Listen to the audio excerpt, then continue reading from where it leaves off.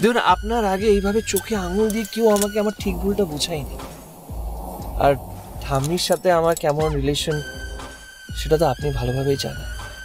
ঠাম্মি আমার সাথে সেভাবে কথাই বলে না, আর বাবার সাথেও সেভাবে কথা হয় না। তাই আমি অলওয়েজ নিজের লাইফটা নিজের মতো লিড করেছি। মানে আমার স্কুলের যে নীতিগুলো, প্রিন্সিপালসগুলো, এগুলো নিয়ে কেউ প্রতিবাদ করেনি আপনার মতো। কিন্তু দেখুন, এখন আপনি শুধু ফিউচার ড্রিমসের টিচার নন, আপনি চ্যাটার্জি পরিবারের বউ, আমার স্ত্রী। তাই আপনার দায়িত্বগুলো স্কুল অবধি সীমাবদ্ধ না, আপনাকে আরো দায়িত্ব নিতে হবে। বলছিলাম, আমাকে আরেকটা চান্স দিতে পারেন না প্লিজ? আর একটা। বেশ, তাহলে এক কাজ করুন, আপনি সবার সামনে আপনার অন্যায়টা স্বীকার করে নিন। পারবেন না তো? তাই আমিও আপনাকে ক্ষমা করতে পারবো না।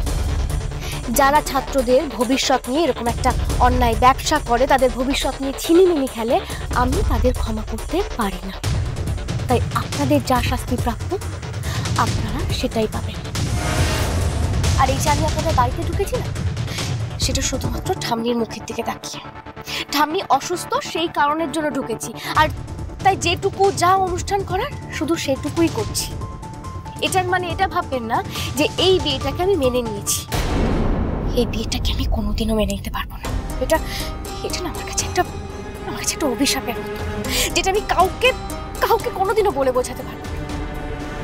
আর হ্যাঁ, এখন আপনাদের বাড়িতে থাকছি মানে এটাও ভাববেন না যে চিরকাল আপনাদের বাড়িতেই থাকবো। খুব জোর আর 7 দিন, ঠাম্মি সুস্থ হলেই আমি এই বাড়ি ছেড়ে চলে যাব। আর একটা কথা, বাড়ি ছাড়লেও স্কুল কিন্তু আমি ছাড়বো না ভিকি স্যার।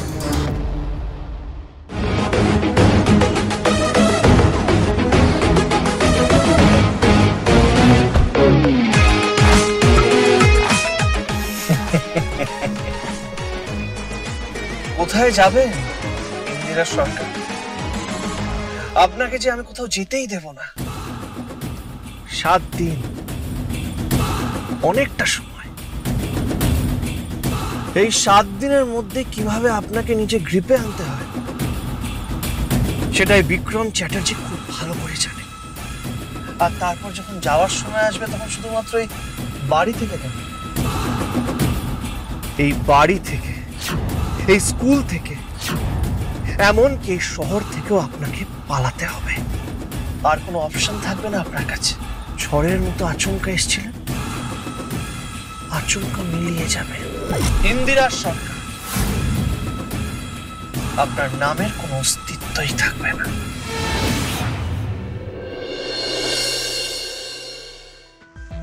মা, বলছি ভিকি তো আমাদেরকে কিচ্ছু করতে দিচ্ছে না। মানে ও তো নিজেই একা সবকিছু করবে বলেছে।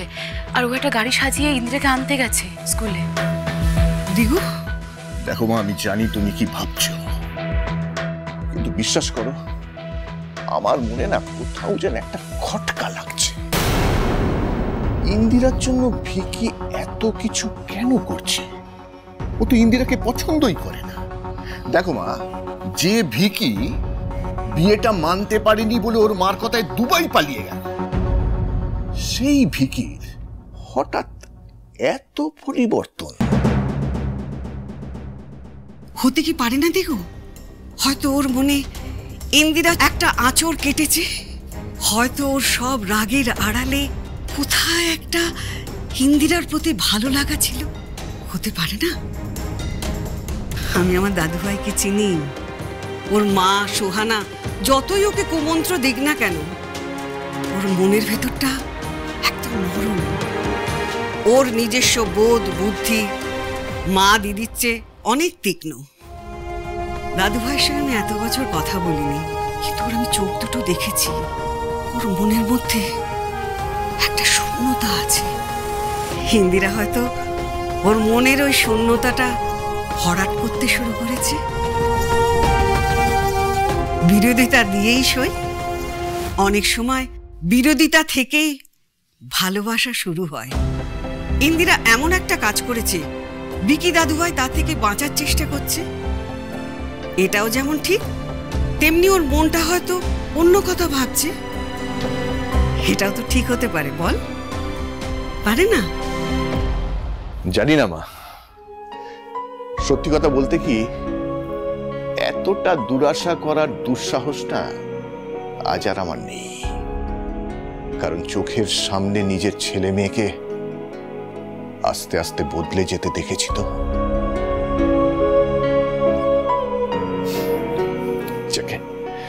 মা, আমি গিয়ে রিসেপশনের ব্যবস্থা করি। যা। ও ছোট বৌমা, হ্যাঁ মা, ইন্দিরা এলে ওকে তাড়াতাড়ি তৈরি করে দিও। হ্যাঁ আচ্ছা মা, আমি সাজিয়ে দেবো। কিন্তু মা, ভিকি বলছিল ও নাকি ইন্দিরাকে কিছু সারপ্রাইজ দিতে চায়। সারপ্রাইজ?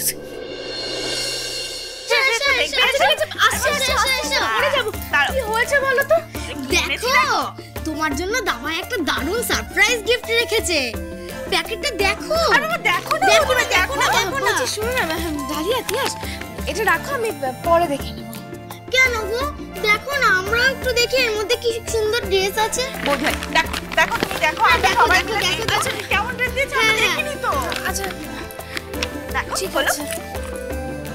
ওই যে পরে দেখলে হয় না? আরে বাবা, পরে না, দেখো। হ্যাঁ।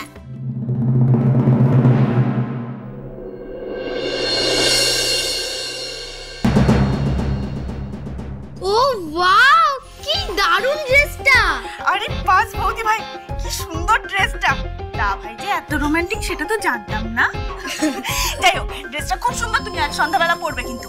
আর তোমাকে বললে এটা যা লাগবে না, দারুণ লাগবে বৌদি ভাই, পরবে কিন্তু, পরবে। বলছি ডালিয়া, শোনো না, একটু দাদা ভাইকে ডেকে দেবে? কেন, ড্রেসটা পছন্দ হয়নি?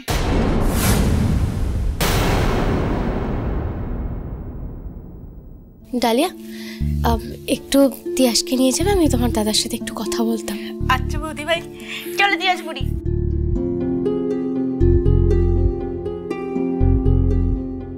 বলুন বলুন, না কোনো প্রবলেম হয়েছে নাকি? আপনার কি করে মনে হলো যে এই পোশাকটা পরে আমি বৌভাতের অনুষ্ঠানে ঘুরে বেড়াবো? কেন, ওই পোশাকটা খারাপ নাকি? না, পোশাকটা খারাপ নয়, কিন্তু পোশাকটা আমার রুচিসম্মত নয়। আপনার রুচি মানে এই সারাদিন দুটো বিনুনি দুলিয়ে, ঘোড়ালির উপরে শাড়ি পরে, ছাতা ঘোরাতে ঘোরাতে আপনি ঘুরে বেড়ান, মানে আপনার ফ্যাশন টেস্টের ব্যাপারে ডিসকাস না করাটাই ভালো না? না না, আমি যেটা বলছি সেটা হলো যে আপনি খুব ভালো একজন শিক্ষিকা, কিন্তু তার মানে তো এটা নয় যে আপনি সব জানেন। একটু নিজেকে পাল্টে দেখুন না, ভাল লাগবে। ট্রাস্ট মি, মানে আপনাকে খারাপ লাগানোর জন্য কিন্তু আমি ড্রেসটা আপনাকে দিইনি। আর তাছাড়া আপনি শহরে এসছেন, শহরের একটা নামি দামি স্কুলে পড়াচ্ছেন, একটু একটু নতুন কিছু ট্রাই করুন। আরে সবাইকে দেখিয়ে দিন যে এই ইন্দিরা ম্যাডাম কতটা হট অ্যান্ড হ্যাপেনিং।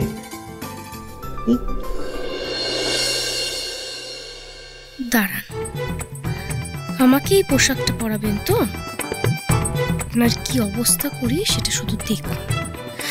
ফান্দে পড়িয়া বগা কান্দে হয়ে যাবেন। ঠিক আছে, এই পোশাকটা আমি পরবো, কিন্তু আমারও একটা শর্ত আছে। শর্ত?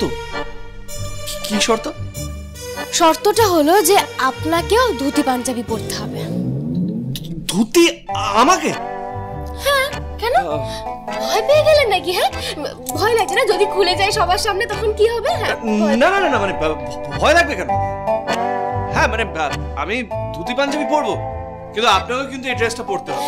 হ্যাঁ ঠিক আছে, আপনি আগে ধুতি পাঞ্জাবি পরে আমার সামনে আসুন, সবার সামনে আসুন, তারপর কিন্তু আপনি বেঁকে বসবেন না, ঠিক আছে? বলা যায় বাবু, আমি কিন্তু কথা দিয়ে কথা রাখতে জানি। Challenge accepted. ধুতি আর পাঞ্জাবি।